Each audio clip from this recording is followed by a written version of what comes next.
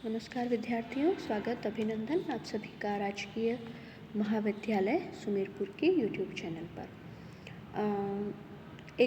आज का जो बीए तृतीय वर्ष के पहले पेपर में भारत में जो सामाजिक और धार्मिक यानी समाज और धर्म दोनों के सुधार के लिए जो समय समय पर आंदोलन हुए अंग्रेज़ी शासन के आने के बाद, उन आंदोलनों पर हम कुछ बात करेंगे। वैसे इस पूरे प्रकरण को दो भागों में मैं बांट रही हूँ आपकी सुविधा के लिए, लंबा है। एक तो वो आंदोलन जो कि हिंदू धर्म के भीतर हुए उनमें सुधार के लिए, और एक वो आंदोलन जो कि अन्य जो धर्म है हिंदू धर्म के अलावा, चाहे वो मुस्लिम धर्म हो, सिख धर्म हो या पारसी धर्म हो, इन धर्मों में सुधार के लिए जो समय समय पर महत्वपूर्ण आंदोलन हुए, जिन्होंने भारतीय इतिहास पर और समाज पर अपनी एक छाप छोड़ी, उनके बारे में चर्चा करेंगे। उससे पहले हीगल का एक कोट लिखना पढ़ाना मैं ज़रूरी समझूंगी कि पुनर्जागरण के बिना कोई भी धर्म सुधार संभव नहीं है। किसी भी धर्म में सुधार जब तक कि उस धर्म के लोगों में जागृति नहीं आ जाए अपने धर्म के प्रति और समाज विश्व के प्रति अपने नज़रिए में, तब तक धर्म सुधार संभव नहीं है। भारत में ब्रिटिश शासन का जो प्रभाव समाज पर हुआ, उन सभी प्रभावों में से अलग था, क्योंकि अभी तक जितने भी विदेशी आक्रमणकारी आए, ये नहीं था कि पहली बार भारत में आए हैं, उससे पहले भी यूनानी, शक, कुषाण, पहलव, हूण और बाद में मुस्लिम आक्रमणकारी भारत आए। उन्होंने कई बार भारतीयों को हराया, भारतीयों पर कई विदेशियों ने शासन भी किया, लेकिन कभी भी भारत ने अपना आत्मविश्वास नहीं खोया था, क्योंकि हमेशा ऐसा था कि भारतीयों को ये विश्वास था कि हमारी संस्कृति जो है, हमारी सभ्यता है, इन आक्रमणकारियों की संस्कृति से उत्तम है। ऐसा हुआ कि जो भी विदेशी भारत में आए, उन्होंने भारतीय संस्कृति को, धर्म को, सभ्यता को अपना लिया। मुस्लिम आक्रमणकारी भी जो आए, चाहे उन्होंने धर्म नहीं अपनाया हो, लेकिन जो हमारी सभ्यता थी, संस्कृति थी, उनको अपना लिया। चित्रकला जो कि इस्लाम में अवैध है, मुगलों ने उसको प्रश्रय दिया। स्थापत्य की एक नई शैली विकसित हुई। सूफी जो आंदोलन थे और भक्ति आंदोलन लगभग साथ साथ चलते चले गए। तो ये गंगा यमुना की तहजीब थी। लेकिन अंग्रेज़ जो आए वो बिल्कुल भिन्न थे, क्योंकि 18वीं सदी में यूरोप में तो एक बौद्धिक लहर चल गई थी पुनर्जागरण की, तो एक जागृति के युग का सूत्रपात हो गया था। यूरोप में जो है हर चीज़ को तर्क देकर अन्वेषण की भावना से दी जाती थी, इसलिए समाज जो है वहाँ का प्रगतिशील हुआ। वैज्ञानिक दृष्टिकोण ने राजनीतिक, सैनिक, आर्थिक और धार्मिक सभी तरह के पक्षों को प्रभावित किया, और अब जो है यूरोप वो दुनिया का सभ्यता के मामले में नंबर 1 या अग्रणी महाद्वीप था। उसके विपरीत भारत का अगर चित्र हम देखें तो निश्चल, निष्प्राण और गिरते हुए समाज का चित्र प्रस्तुत करता है। अब भारत में एक ऐसा आक्रमणकारी आया है जो कि रंग रूप में ही उससे बेहतर नहीं है, सिर्फ रंग ही उसका सफ़ेद नहीं है, बल्कि वो कह रहा है कि हम सांस्कृतिक दृष्टि से, सामाजिक दृष्टि से भारतीयों से बेहतर हैं, उत्तम हैं। तो इन विचारों के विक्षोभ में भारतीय संस्कृति में भी एक प्रसार की भावना उत्पन्न हुई। संस्कृत का अध्ययन और प्रिंटिंग प्रेस की स्थापना के कारण उन लोगों ने भी संस्कृत पढ़नी शुरू कर दी जिनके पूर्वजों ने नहीं पढ़ी थी, और इसी ज्ञान विज्ञान के विस्तार के कारण भारत में पुनर्जागरण की भावना आई। भारतीय बुद्धिजीवियों ने भारत का भूतकाल उसको परखने का प्रयत्न किया, और हिंदू धर्म में क्या विशेषताएं थी प्राचीन काल में और धीरे धीरे क्या जटिलताएं आती चली गई, जिसके कारण हम खुद एक समाज के रूप में गिरते चले जा रहे थे, उसको उन्होंने देखना शुरू किया। तो इन सभी धर्म सुधार आंदोलन के बारे में अलग अलग जो इस दौरान ग्रुप बने और किन जो है बुद्धिजीवियों को श्रेय दिया जाना चाहिए, उसके बारे में हम आज बात करेंगे। तो सबसे पहले हम बात करने जा रहे हैं ब्रह्म समाज की, जो कि हिंदू धर्म में पहला सुधार आंदोलन था। इस समाज के प्रवर्तक थे राजा राम मोहन राय। राय बहुत बड़े विद्वान थे। इनको अरबी, फारसी, संस्कृत, ये तो प्राचीन भाषाएं आती थी, इसके अलावा अंग्रेज़ी, फ्रांसीसी, लातीती, यूनानी और हिब्रू, ये भाषाएं भी राय जाना करते थे। इतनी भाषाओं में पढ़ने के कारण उनका ध्यान रूढ़ियों से हट गया। वैसे तो राय बहुमुखी प्रतिभा के, आप देखो भाषाएं भी जो व्यक्ति इतना जानता है उसकी प्रतिभा कितनी ज़्यादा होगी, लेकिन धर्म सुधार के ऊपर उनका विशेष रुझान था। जब बंगाली जो है वेस्टर्न एजुकेशन या पाश्चात्य शिक्षा के प्रभाव से ईसाई धर्म की तरफ जा रहे थे, तो राजा राम मोहन राय जो है हिंदू धर्म के रक्षक के रूप में सामने आए, और उन्होंने जो झूठ और अंधविश्वास थे उनको दूर करने का प्रयास किया। उन्होंने मूर्ति पूजा की आलोचना की। इसके अलावा भारत में नहीं, सिर्फ हिंदू धर्म में भी नहीं, ईसाई धर्म में भी उन्होंने कहा कि जो ईसा मसीह थे उनमें कोई देवत्व नहीं था। हालांकि यूरोप में मानववाद को ज़रूर उन्होंने मान लिया। सामाजिक क्षेत्र में जो हिंदू समाज की कुरीतियाँ थी, जैसे कि सती प्रथा, बहुपत्नी प्रथा, वेश्यागमन, जाति प्रथा, इन पर इनका इन्होंने सबसे ज़्यादा विरोध किया। इन्होंने विधवा पुनर्विवाह का भी समर्थन किया। 1828 में राय ने ब्रह्म समाज की नींव डाली। जो इसका ट्रस्ट डीड है, इसमें लिखा गया है कि इसका उद्देश्य शाश्वत, सर्वाधार और अपरिवर्तनीय ईश्वर की पूजा है, जो सारे विश्व का कर्ता है और रक्षक है। इन्होंने एक नया भवन भी दे दिया, जिसमें कहा गया कि यहाँ ना तो मूर्ति पूजा होगी, ना किसी प्रकार की बलि चढ़ाई जाएगी।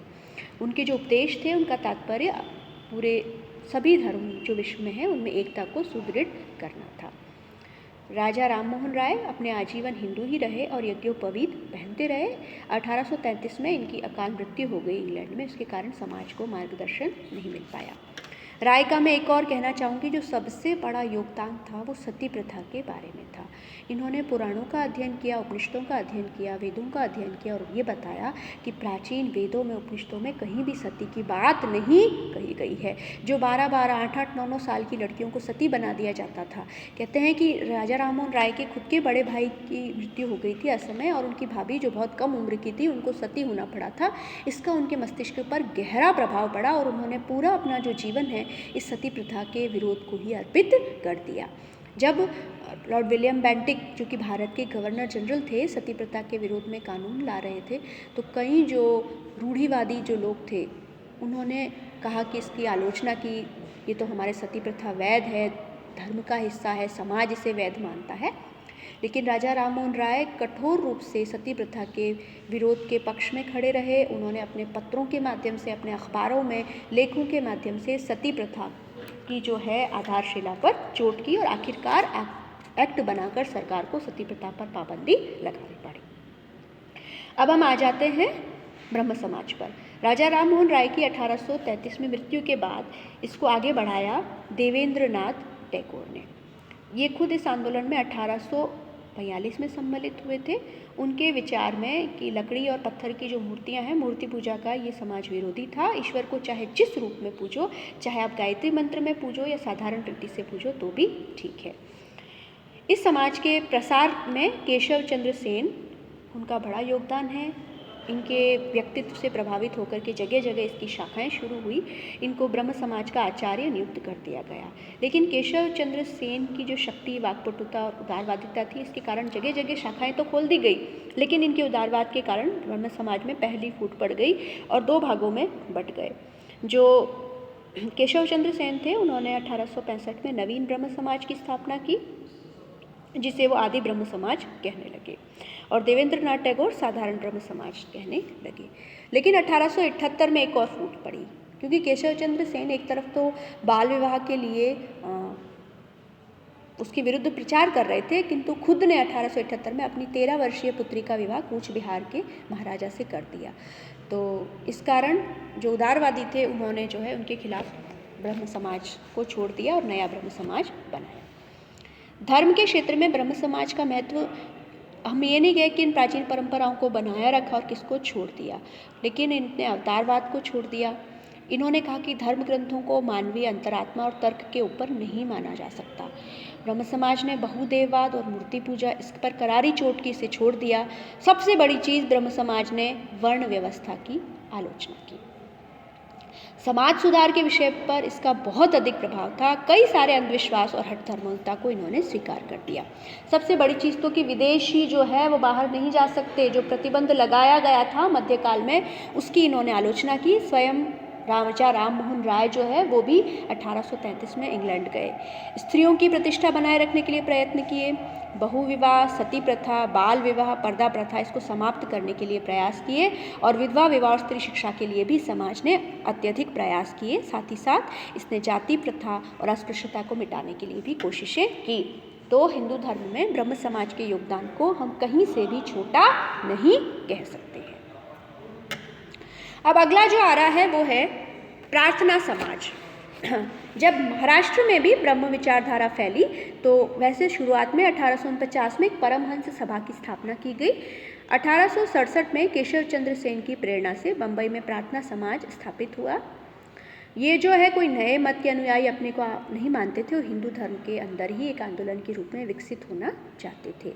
इसकी मुख्य सिद्धांत थे एक ईश्वरवाद, इसके अलावा महाराष्ट्र में समाज सुधार, कार्य न कि विश्वास पर बल दिया गया। इनका विश्वास था कि ईश्वर का सच्चा प्यार ही मनुष्यों की सेना है। वे वैसे हिंदू जो कठोर रूढ़िवादी थे उनसे टक्कर नहीं देना चाहते थे, लेकिन शिक्षा और समझाने बुझाने पर बहुत अधिक जोर दिया करते थे। कहते थे कि प्रार्थना समाज की जब बैठक होती थी तो तब वर्ण व्यवस्था बहुत बच्चों कठोर अवस्था में थी, तो उसमें एक शूद्र व्यक्ति से भोजन बनवाया जाता था और सभी उस भोजन को ग्रहण करते थे। एम जी रानाडे जो थे इस समाज के अगुआ नेता थे। समाज सुधार के इसके 4 उद्देश्य थे: जाति पाति का विरोध, पुरुष और स्त्री की विवाह की आयु बढ़वाना, विधवा पुनर्विवाह और स्त्री शिक्षा।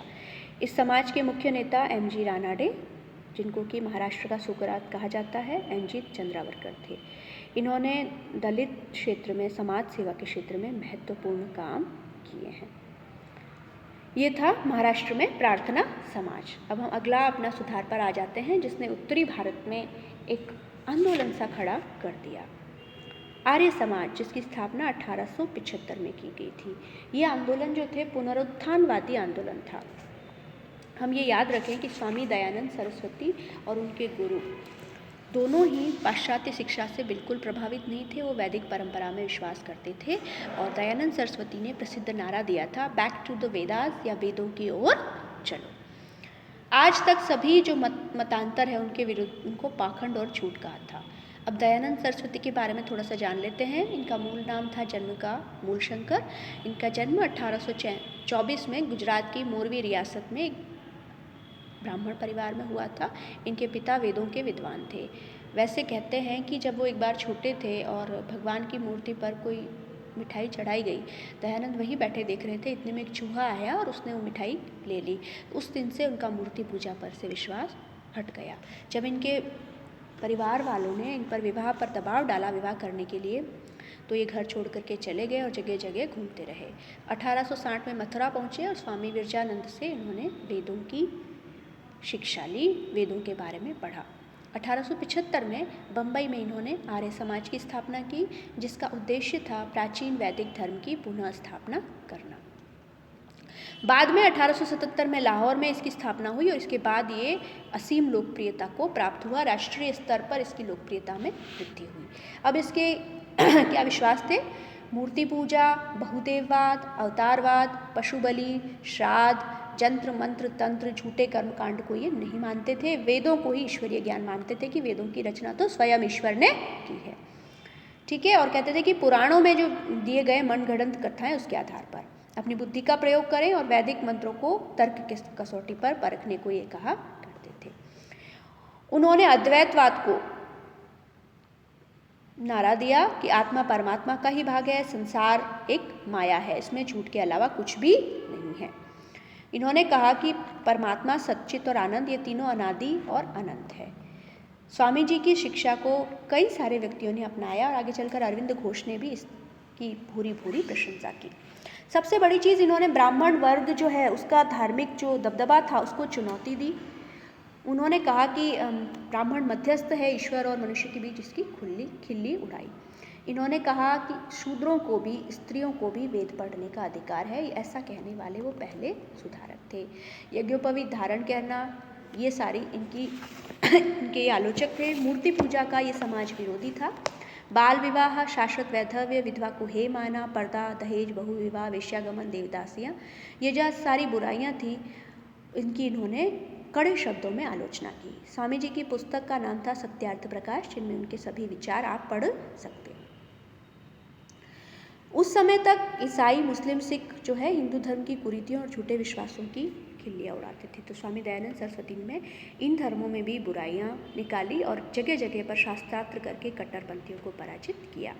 इसके अलावा इनका एक आंदोलन जो कि बाद में विवादास्पद भी रहा, कि जिन लोगों ने दबाव में या किसी कारणवश हिंदू धर्म त्याग दिया है उनको वापस से हिंदू धर्म में लाने के लिए आत्मशुद्धि आंदोलन प्रारंभ किया गया। आर्य समाज का सबसे जो ज़्यादा प्रभाव मिला वो शिक्षा के क्षेत्र में देखा जाता है।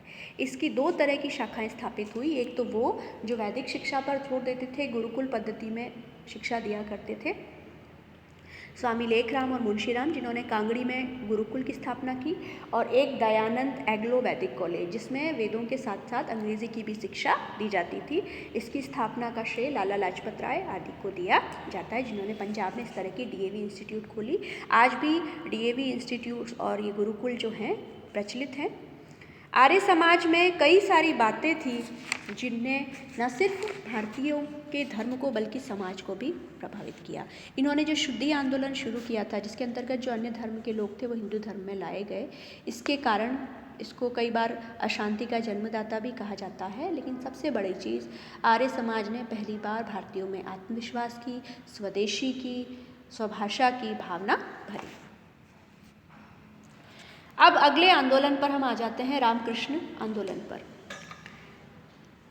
रामकृष्ण परमहंस, पहले हम इनके बारे में बात करते हैं, फिर इनके नाम पर जो आंदोलन शुरू किया गया उसके बारे में बात करते हैं।